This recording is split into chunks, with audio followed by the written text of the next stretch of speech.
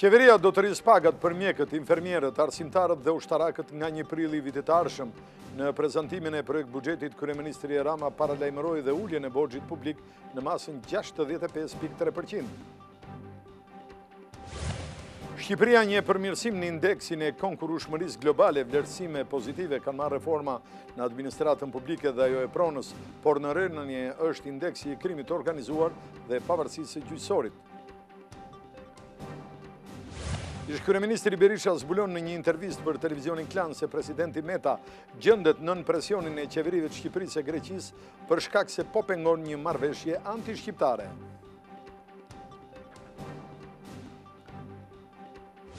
Jep dorëheqjen ministri i jashtëm grek Kocias për shkak të përplasjeve me ministrin e mbrojtjes Kamenos mbi marrëveshjen e Prespës dhe akuzave se u ka shërbyer projekteve të fondacionit Soros.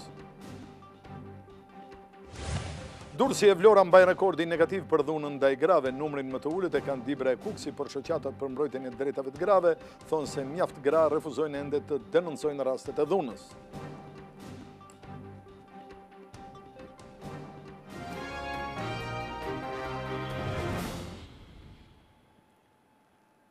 Zonja dhe zotërimi mbrëma dhe mirë se erdhët këtu në televizionin Klan. Në këto momente ne po nisim edicionin e fundit të lajmeve. Qeveria do të rrisë pagat për mjekët, infermierët, arsimtarët dhe ushtarakët nga 1 prilli i vitit të ardhshëm. Në prezantimin e projekt buxhetit, kryeministri Rama e konsideroi atë më domethënësin e hartuar ndonjëherë nga kabineti i tij. Rritja e pagave nga 1 prilli i vitit tjetër për mjekët, infermierët, arsimtarët dhe ushtarakët do të variojë nga 5 deri 10%. Në Këshillin Kombëtar Ekonomik, kryeministri Rama e cilësoi këtë projekt buxhet si më domethënësin atyre që ka hartuar kabineti i tij. Nisur nga 1 prilli, qëllon që është një ditë prallash, por për ne ka qelluar një ditë ku kemi pasur disa zhvillime pozitive për vendin. Në sektorin e shëndetësisë do të kemi rritje më të lartë, do të jetë një rritje prej 10%. Në sektorin e arsimit do të kemi një tjetër rritje të konsiderueshme prej 7%. Dhe po ashtu do të kemi një rritje në sektorin e mbrojtjes për 6.800 ushtarak në një masë që do të variojë sipas kategorive 5 deri në 7%. Nga shifrat që lexon në buxhet, kreu i qeverisë tha se pritshmëritë janë që vitin e ardhshëm borxhi publik të arrijë në 65.3%. Për të gjithë ata që këndojnë këngën e borxhit, lajmi është që në 2019 pritshmëria është 65.3%. Domethënë është një ulje e konsiderueshme me 2.5% të prodhimit brendshëm. Nga mbyllja e basteve sportive parashikohet që më pak para të hyjnë në arkën e shtetit, por nga ana tjetër këto para do të shkojnë për konsum familjar dhe do të mbyllin plagën sociale të kumarit.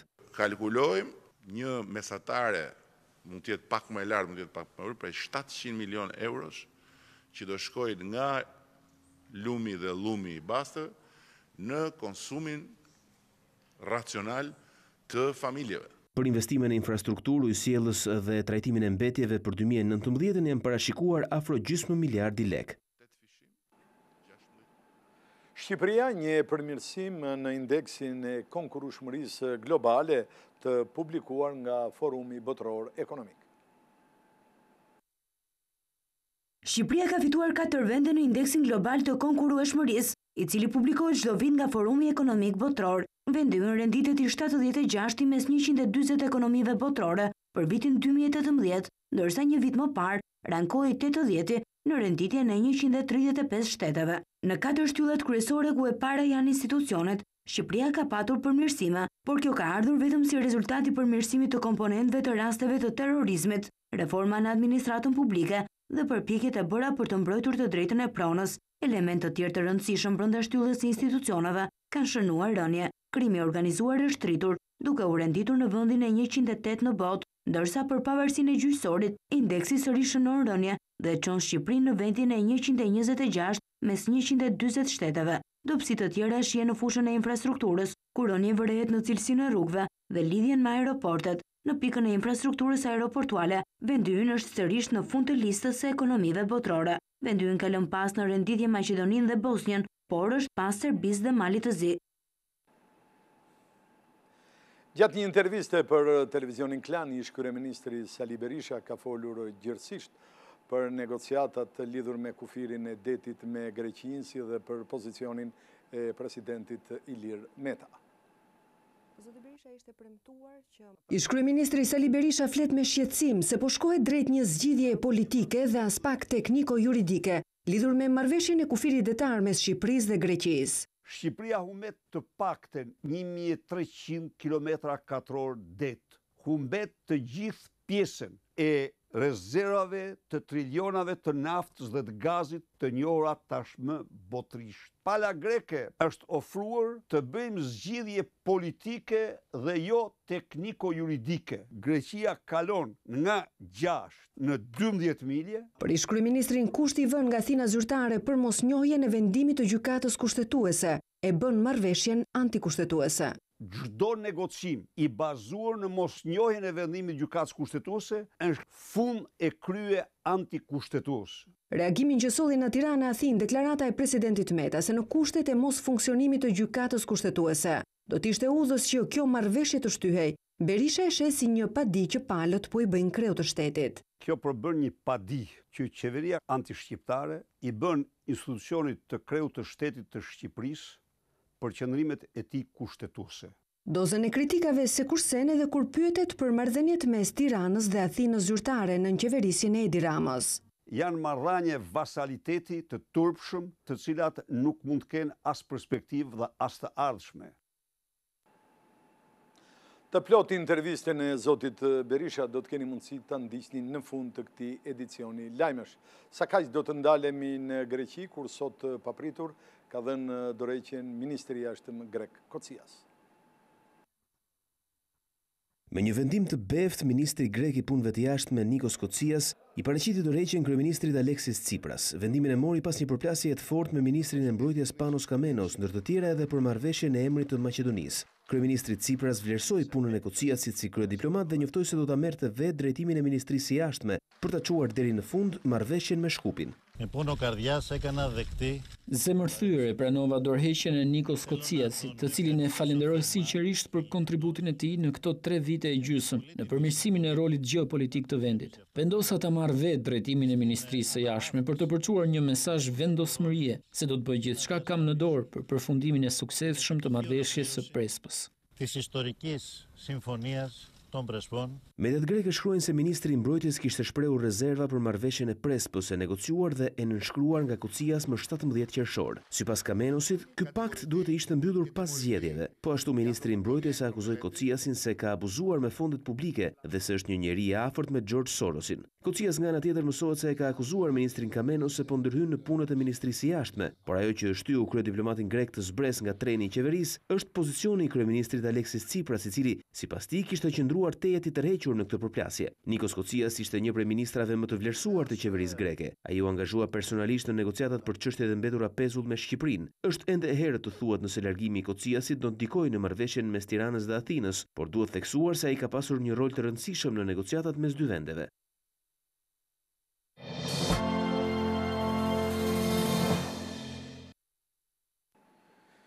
Ish drejtori i policisë bashkiake Florence Hoxha pranoi sot para prokurorëve të krimeve të rënda se ishte ai i cili filmoi në mënyrë të fshehur Alfred Alizotin. Florence Hoxha ka qenë i përpik me orarin duke hyrë në derën e prokurorisë në orën 9:30 të mëngjesit për t'u pyetur në lidhje me videon e Fredi Alizotit, ku ai përmend kreun e policisë së shtetit Ardi Veliu dhe deputetin Taulan Balla. Ish kreu i policisë bashkiake ka pranuar para hetuesve se ai ka xhiruar Alizotin me anë të një ore të cilën e ka dorëzuar në prokurori. Hoxha ka sqaruar se e kishte regjistruar bisedën pasi Alizoti po e provokonte dhe kishte dyshime se po e xhironte. Fredi Alizoti e ka identifikuar si personi i cili dyshohet se ka xhiruar videon ku ai shprehet se ishte sjellë në Tiranë nga drejtori i policisë së shtetit Ardi Veliu, por në dalje nga prokuroria e krimeve të rënda ku u pyet për 3 orë, Florence Hoxha nuk ka komentuar seancën e marrjes në pyetje, por as dëshminë e Alizotit. Burime nga prokuroria sqarojnë se për nevojë të hetimit mund të ketë dhe një ballafaqim mes Florence Hoxhës dhe Fredi Alizotit, Për këtë çështje prokuroria ka marrë në pyetje edhe drejtorin e policisë së Firit Albert Nushi, i cili ka deklaruar se ishte ai që shoqëroi Fredi Alizotin në prokurorinë e krimeve të rënda, pasi e konsideroi situatën të rëndësishme. Mësohet se prokuroria do të marrë në pyetje në ditët në vijim edhe deputetin socialist Tauland Balla që përmendet në video. Mbetet në burg Recep Raja, djali i deputetit socialist Raman Raja, i akuzuar për ndjekjen e Gjisela Malokut. As dëshmia Gjisela Malokut se është vetdjegur me cigare dhe as kjo foto e saj duke shkëmbyer puthje me Recepin jashtë hotelit Boçi në Fushkruj nuk e bindën gjykatën e apelit të pranojë kërkesën e avokatit për lirimin e djalit të deputetit. Kur qytetarja vjen para jush edhe sot dhe deklaron që nuk janë të vërteta ato që kam thënë, qytetari nuk mund të rrijë në burg. Kjo është ligji. Këtë kërkon ligji, absolutisht në diktatin politikës dhe të medias. Recep Raja e arrestuar për dhunë ndaj të dashurës së tij, edhe pse ka kërkuar liri në gjykatën e apelit, nuk ka preferuar të ballafaqohet me togat e zeza. Mungesa e 24 vjeçarit në sallë nuk e pengoi Gjiselën të jepte mbështetje jashtë dyerve të gjykatës. Për ta mbështetur dhe për të treguar të vërtetën siç është atë që kanë thënë në media, për ta thënë dhe në gjykatë. Kam kontaktuar me të, kemi marrëdhënie shumë të mira me njëri tjetrin. Për avokatin e 24 vjeçarit, dëshmit ku Gjisela mohon të jetë dhunuar janë një provë që gjykata nuk i ka rrëzuar. Është shumë e vërtetë që Gjisela ka bërë 3 deklarime sikur që ndron vepra dhe 3 më pas, në të cilët i mohon, madje dhe thotë e tërheq. Dhe kemi një qëndrim pa barabartë që nëse një person mohon gjithçka që ka thënë më përpara, duhet merret përgjegjësi penale për veprën që ka kryer. Veç opozitës, Gjisela Maloku akuzon edhe mediat se kanë shpifur ndaj saj, duke kërcënuar se çdo të pavërtet do ta çojë në prokurori. Tani mediave ju kërkoj të më dhini like se jeni filluar, keni marrë detajet më të vogla të mjat. Një media që do merr tani e mbrapa median time personale, unë do ta çoj në prokurori. Arkimed Lusha, i këngëtari i njohur me pseudonimin në stresi, u arrestua nga policia në një hotel në Linz pasi u gjet një pistolet, 12 fishek dhe një sasi e vogël kokaine. Sipas njoftimit të policisë, Arkimed Lusha ishte në hetim si pjesë e një grupi kriminal që operon në Tiranë i dyshuar për trafikim narkotikësh dhe krime kundër personit. Për 31 vjeçarin gjykata ka dhënë masën e arrestit në burg. Bashkë me Arkimed Lushajn u shoqërua në polici dhe një vajzë 20 vjeçare për të cilën nisi procedimi penal për moskallëzim krimi.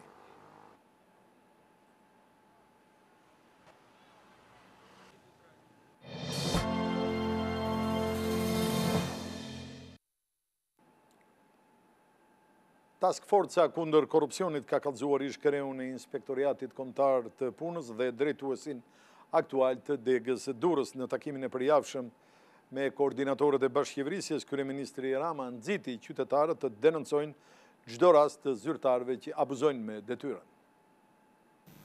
10-15 herë shkuar dhe nuk më zgjidhen. Punojësit e hipotekës së Lushnjës që kanë abuzuar me detyrën dhe nuk e kanë pajisur me certifikatën e pronësisë që i takon familjen Dako nga Divjaka, kryeministri thotë se do të hetohen në mënyrë administrative, por sipas tij për çdo njëri nga punojësit e administratës publike që bëhet pengesë për dhënien e shërbimeve publike për arsye korruptive, do të kërkohet kallëzim penal. Në koalicionin e partive, njerëzit që nuk janë të lidhur drejt për drejt në tepsinë e partisë janë të shpërfillur, ndërsa në koalicionin bashkëqeverisës me njerëz të zakonshëm, çdo njeri i zakonshëm e ka fuqinë ta bëjë ministrin aleatin e vet për të shkuar drejt tek problemi në një zyrë të administratës. E pikërisht pas denoncimeve në portalin e bashkëqeverisjes, Task Forca e drejtuar nga Ministra e Drejtësisë ka kallëzuar penalisht ish kreun e Inspektoriatit Qendror Shtetëror të Punës, si dhe kryeinspektorin aktual të kësaj zyre në Durrës. Dyshohet të ketë kryer veprën penale të shpërdorimit të detyrës me veprime dhe mos veprime në shkelje të hapur të ligjit, shkelje në procedurën e prokurimit me objekt digitalizimi i arkivit të Inspektoratit të Punës dhe Shërbimeve Shoqërore. Pas kontrollit vetëm në këto dy zyra, Task Forca ka propozuar 24 masa disiplinore dhe 9 shkarkime nga puna. Nga strukturat e policisë janë proceduar 27 persona për vepra të korrupsionit, 4 prej të cilëve të arrestuar, ndërsa nga kontrollet në burgjet e Vaqarit, Lezhës, Fierit dhe Sarandës janë marrë masa administrative për 20 punonjës. Për 2 të tjerë në burgun e Vlorës është kërkuar dhe procedim penal. Largimi i përfaqësuesve të opozitës nga Tryeza e MSA-s në Bruksel ishte i gabuar sipas raportuesit në hije në Parlamentin Evropian Eduard Kukan. Raportuesi në hije për Shqipërinë në Parlamentin Evropian Eduard Kukan shpreh se braktisja e takimit të 13 të MSA-s në Bruksel nga opozita nuk ishte një strategji e mirë, edhe pse ajo ka evidentuar sipas tij akuza shumë serioze lidhur me Taulant Ballën. Ato që ata evidentojnë janë akuza shumë serioze, por nuk mendoj se ishte korrekte që të braktisej salla. Sado serioze të jenë gjërat, unë mendoj se kjo çështje duhej zgjidhur në Shqipëri, në Kuvendin e Shqipërisë dhe jo të tentohet të zgjidhet në Parlamentin Evropian. Kukan flet edhe për deklaratën e përbashkët aprovuar në fund të takimit. Mesazhi kryesor i rezolutës për Shqipërinë ishte që të përgëzohet fillimi i zbatimit të reformës në drejtësi dhe të procesit të vetingut, por kërkohet vijimi i saj dhe më shumë rezultate konkrete në luftën kundër krimit të organizuar, korrupsionit dhe pastrimit të parave dhe drogës. Kukan shtoi se problem mbetet boshllëku i krijuar në gjykatën e lartë dhe atë kushtetuese.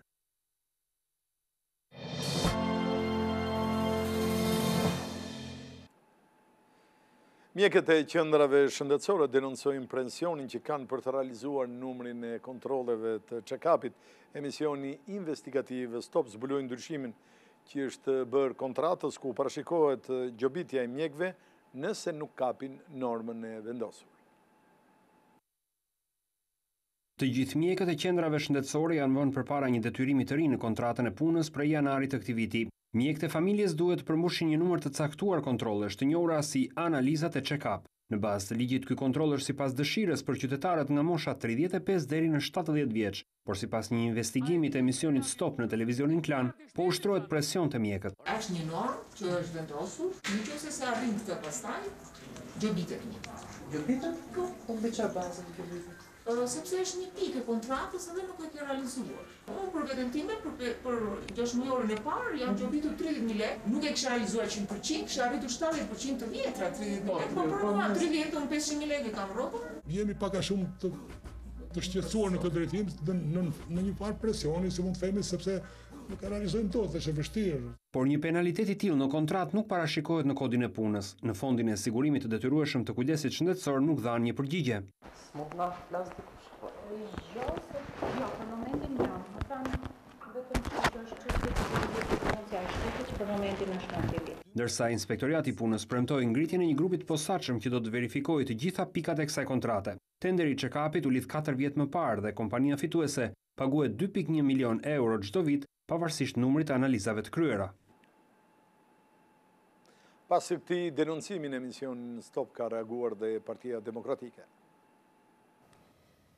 Denoncimi i Partisë Demokratike u provua i vërtet mbrëm kur emisioni Stop publikoi dëshmi të mjekëve që janë gjobitur sepse nuk kanë punuar mjaftueshëm për koncesionin korruptiv të Edi Ramës. 27% e shqiptarëve rezultojnë me letra që të kenë kryer analizat e check-up, ndërkohë që klientja dhe sponsorizuesja e Edi Ramës, Vilma Nushi, paguhet me miliona euro sikur check-upin ta kenë kryer të gjithë shqiptarët. Partia Demokratike është vendosur të anulojë çdo koncesion të dështuar. Ndaj kësaj deklarate të Partisë Demokratike ka reaguar dhe kryeministri Edi Rama sipas tij qëndrimi i selisë blu për të dalë kundra kontrollit mjekësor falas është shembulli i një opozite që ka humbur bastin me të ardhmen dhe ka mbetur peng e një politike të dëshpëruar, dyfytyrësie dhe shtërpësie.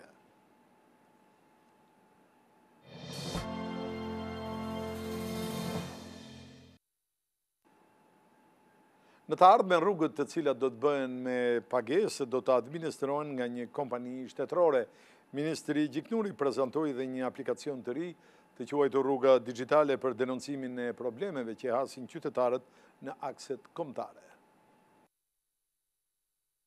Qeveria është duke punuar me Bankën Botërore për krijimin e një ndërmarrjeje shtetërore që do të bëjë menaxhimin e rrugëve të cilat do të jenë me pagesë. Ministri i Infrastrukturës dhe Energjisë Damian Gjiknuri tha se në të ardhmen rrugët të cilat do ndërtohen me fondet e buxhetit të shtetit, por që për kalimin do të vendoset tarif, nuk do të lejohet që mbledhja e taksës të bëhet nga kompanitë private, por nga një drejtori shtetërore. Do të kemi rrugë të tjera, të cilat kontribuesi të mund të kontribuojë me pagesë për mirëmbajtjen e rrugëve, këto parat të administrohen nga autoriteti rrugor shqiptar. Sqarimet kreu infrastrukturës i bëri gjatë prezantimit të projektit Rruga Digjitale, aplikacioni i cili do të ndihmojë për të denoncuar në kohë reale problemet që hasin qytetarët me infrastrukturën rrugore. Drejtoria për Shqipërinë e Bankës Botërore shpjegoi se përmes denoncimit me foto të një aksi rrugor problematik apo të një padrejtësie që u bëhet qytetarëve për shpronësimet, kompanitë e mirëmbajtjes së rrugëve dhe autoriteti rrugor tashmë duhet të reagojnë në kohë reale. Duam që të kemi një nivel të lartë të pjesëmarrjes së qytetarëve dhe të shpërndarjes së informacionit për problemet që ka infrastruktura rrugore. Kjo do të na ndihmojë të rritim transparencën dhe të luftojmë korrupsionin. Përmes këtij aplikacioni, autoriteti rrugor do të monitorojë në kohë reale mënyrën se si do të zgjidhin problemin kompanitë që janë kontraktuar për të mirëmbajtur rrugët. Nëse denoncimi nuk do të zgjidhet ose do të marrë më shumë kohë se duhet, firmave do t'ju hiqet kontrata e mirëmbajtjes. tvklan.al, webi më i klikuar ndër të gjithë televizionet mbar shqiptare. Lajmi i fundit, gjithçka ndodh në vend, rajon dhe botë. I gjeni në kohë reale në tvklan.al. Informohu në lëvizje vetëm me një klikim në celularin tuaj, edhe në aplikacionin tvklan.al. Video dhe lajme për çdo emision, dhe të rejat apo sinopse të serialeve tona, vetëm në tvklan.al.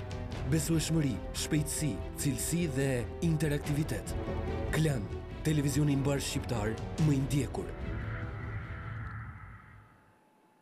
Durrësi dhe Vlora janë qytetet me numrin më të lartë të denoncimeve ndaj dhunës kundër grave. Fenomeni i dhunës në familje vijon të rritet në shoqërinë shqiptare. Sipas të dhënave të Instat, qarku i Durrësit mban numrin më të lartë të dhunës ndaj grave me 32 të tilla për 10.000 banor, i ndjekur nga qarku i Vlorës me 27 të tilla për 10.000 banor, dhe më pas vjen Tirana, Berati dhe Elbasani. Qarku i Dibrës dhe i Kuksit ka numrin më të ullët të grave të dhunuara. Denoncimet në polici tregojnë realiteti i dhunsh ndaj grave dhe realiteti tjetër që gratë po fillojnë të flasin. Vetëm në policinë e Tiranës gjatë këtij viti janë regjistruar 40 denoncime më shumë se 2017 të grave për dhunën e ushtruar. Ne marrim në kontekstin pozitiv sepse ka shumë gra që e agravojnë situatën e tyre duke e lejuar dhunën të shkojë deri aty sa që ajo shpeshherë u ka marrë dhe jetën. Por jo në çdo rast dhuna në familje dhe kryesisht ndaj grave denoncohet. Grupi i vajzave dhe grave të reja e deklarojnë, flasin, denoncojnë, e ngrenë zërin. Gratë mbi moshën 40 vjeç, edhe mbas 40 vjet martesë, 30 vjet martesë. Ato e kanë për turp thonë, po janë bërgjyshe.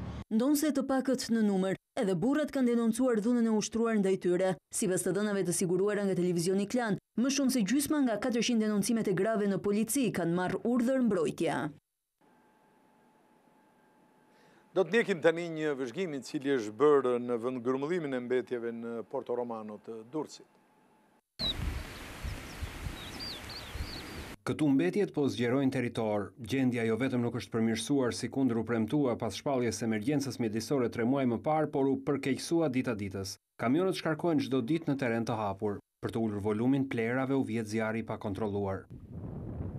Shkarkojnë në kamionët ato çdo ditë, çdo natë, çdo ashtu. Pisliku më i madh se këtu s'ka. Ndotja e arit është masive, sidomos nga mbrëmja. Në orët e natës ka shumë ndotje. Rrethimi i vendgrumbullimit, i cili do të shërbente për të disiplinuar hyrjet dhe daljet e njerëzve apo dhe të kafshëve mungon. Zyrtarët e bashkisë e premtuan një gjë të tillë, madje as kanali i ujrave të larta i kthyer në një vatër ndotjeje nuk po pastrohet. Banorët flasin për përkeqësim të situatës. Ata thonë se askush nuk po punon për kthimin e zonës në një vend të pastër. Të lagja plenave. E dikur u thotë të bërimi pak. Çfarë bërimi këtë? Lagja plenave. Në Bashkinë e Durrësit presin që zgjidhja të vijë nga qeveria. Pas shpalljes emergjencës mjedisore duhet ishte Komiteti Menaxhimit Integruar të Mbetjeve, ai që duhet të vendoste kohën dhe vendin për depozitimin e mbetjeve urbane të qytetit bregdetar. Landfilli i Tiranës u përfol si mundësi, por nga koha e shpalljes emergjencës në fillim të muajit korrik, nuk janë bërë as ndërhyrjet paraprake. Deri në gjetjen e një alternative përfundimtare, banorët e Durrësit do të frymojnë mes ndotjes.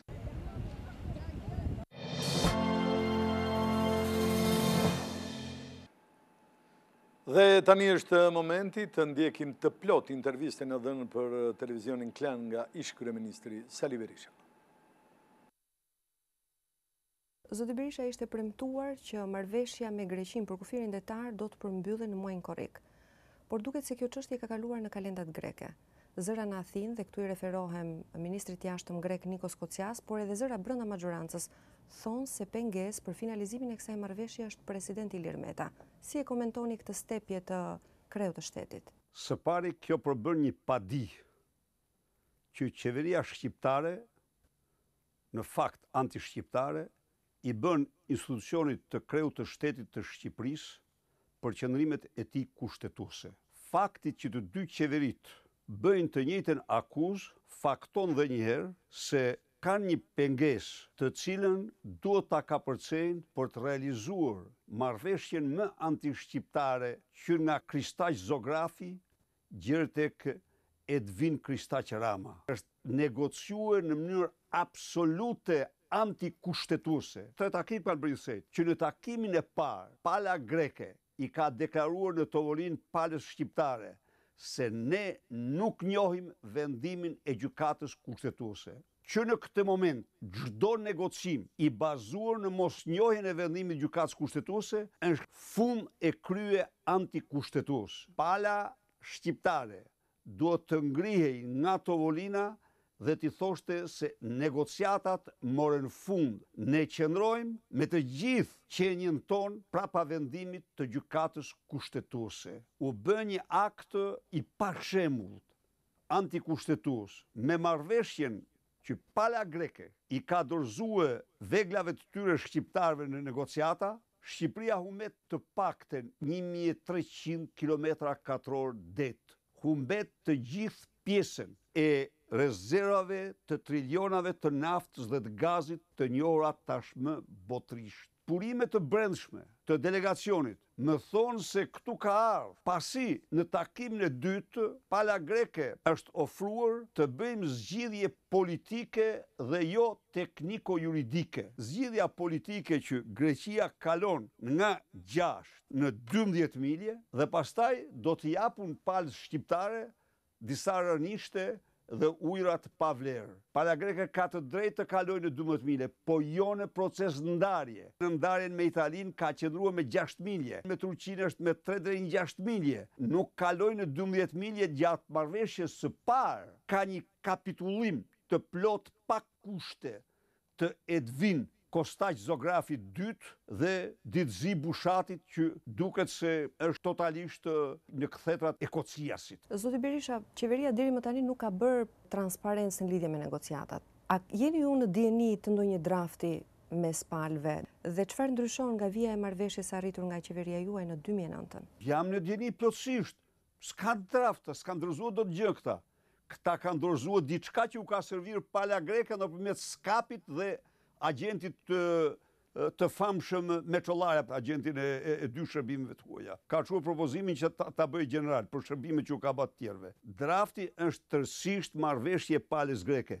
E deklaruar publikisht nga ata në tovolinë që kjo është një zgjidhje politiko-juridike. Nuk ka zgjidhje politike në çështjen e detit, është zgjidhje juridike, duhet bazohet në traktatin e detit në të drejtën ndërkombëtare. Përveç tjerash, pala greke ka deklaruar nuk njohim ligjin e kufirit që keni miratuar në vitin 2016. Edhe kjo është një poshtrim për qeverinë shqiptare. Në më shumë se 5 vite qeverisje, kryeministri Rama nuk e ka vizituar asnjëherë Athinën, ndërkohë që pretendon se do të arrijë një marrëveshje historike që mund të zgjidhë problemet me fqinjin tonë jugor. Si e shikoni sot marrëdhënien mes Tiranës zyrtare dhe Athinës zyrtare? Janë marrëdhënie vasaliteti të turpshëm dhe marrëdhënie të cilat nuk mund të kenë as perspektivë dhe as të ardhshme. Edi Rama u sul në mënyrë të padenjë me fqinjin ton jugor sapo erdhin pushtet. Por pastaj kur ata i nxorën letrat nga të para tek Balili, Edi Rama u mori përsipër dorëzimin e mijëra kilometrave det dhe të zonave ekonomike, të zonave të naftës dhe të gazit në detin Jon. Por edhe qeveria greke nuk duhet të mbjellë far konflikti. Ekzistojnë të gjitha për të përmirësuar marrëdhëniet njëra me tjetrën dhe arrit në marrëdhënie shumë të mira miqësore. Kapja e paketës tout ou rien e tërë ose asgjë, all or none, është një marrëzi, një megalomani e Kociasit, e diplomacisë greke dhe një idiotësi e pafalshme e qeverisë shqiptare dhe diplomacisë shqiptare. Faleminderit. Lutem.